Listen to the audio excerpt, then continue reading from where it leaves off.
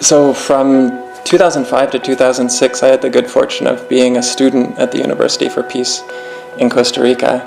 And that's where I first learned about the Earth Charter. I was studying environmental security and governance, and so it was only natural that I met Miriam, the director, and her whole team at that time. I remember her coming to the final presentations. She came to that, and I followed her back to her office because I'd heard that there was a youth coordinator position open. So I began a conversation that led me to becoming a youth coordinator at Earth Charter. I inherited a youth network from Michael Slaby. He had brought together 50 or 60 young people from around the world. There were several youth groups in different countries around the world, and they were using the Earth Charter to ensure that their projects were holistic and took an approach that really honored all the different pillars in the Earth Charter. I took the approach of wanting to empower, engage, and also expand the youth network. Those were the three sort of broad focal areas. Empowerment happened through capacity building and reaching out. One example being online learning that we used at that time. This was 2006 to 2009. We developed an online course called eGLOW. This was the Global Learning Opportunity. And it linked young people around the world who are leading sustainability projects. It infused those projects with the Earth Charter, and it provided them a platform to share and learn from one another. And not only that, but to then tell their stories so that they could reach a broader audience. That eGLOW was run 3 years in succession and developed a really tight-knit network of graduates. We also continued to build on the youth group idea. We expanded into 70 countries by the time I left.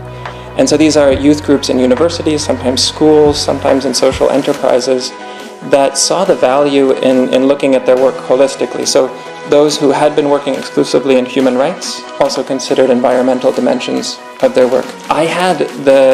It was quite inspiring to be in touch with these young people around the world. I got to learn a great deal about the work that they were doing, the countries, the cultures that they were working in, and the way in which, the diverse ways in which the Earth Charter was manifest in those places. And then we also looked at global governance. I didn't want to be a youth coordinator all on my own, so I thought, okay, I'll assemble a youth leadership team. And we had really involved sort of process of campaigning around the world where young people said, I'd like to be on that team. We had a young man and a young woman from 6 different regions around the world. They all campaigned. They said what we should do strategically. They had ideas, they had experiences they were bringing. And a dozen of us then went to India, to the Center for Environment Education. Part of what that group did was to focus on global governance questions. And so what messages can young people bring into global forums around the world? These are forums like the Commission on Sustainable Development, the UN that meets every year, or the Commission on Biodiversity, or IUCN, International Union for Conservation of Nature. So these young people brought a message around the Earth Charter, around an ethical foundation for approaching sustainability in a holistic way at multiple levels, a personal level all the way to a systems level. They brought messages around youth engagement, but also importantly, intergenerational partnership. In all our work with young people, we did not want to isolate ourselves somehow, but rather build capacity in such a way that we could contribute meaningfully to broader dialogues and action. So I had the pleasure of going to IUCN's World Conservation Congress in Barcelona, and we brought also in a really meaningful way this concept of intergenerational partnership for sustainability, we called it IPS, into the IUCN. It was especially well received by the Commission on Education and Communication, and this commission wanted to take up the concept in a more meaningful way. They asked me to be on their steering committee as a youth representative, and I said, no, I won't be a youth representative, I'll be a youth and intergenerational partnership representative. And so what we were able to do, building on the good foundation built during my time with Earth Charter, we were able to extend that to working with IUCN, which 6 different commissions of volunteers as well, young people and experts, seniors alike, working on conservation, biodiversity conservation all around the world. this idea of intergenerational partnership was through the CEC, we could infuse it into other commissions. And the way we did that was to have first youth networks in each commission, and getting youth representatives onto their steering committees as well. And so there again we were bringing these, that was infused with the Earth Charter throughout, from A to Z, and bringing this voice of we need to engage young people in a special way and integrate them and their ideas and energy and expertise. The Earth Charter continues for me to be a foundation for what sustainability means. What I find inspiring about the Earth Charter, first, is that it resulted from an inclusive and participatory dialogue process where many, many voices were considered. Like I love the stories around respect and care for the community of life.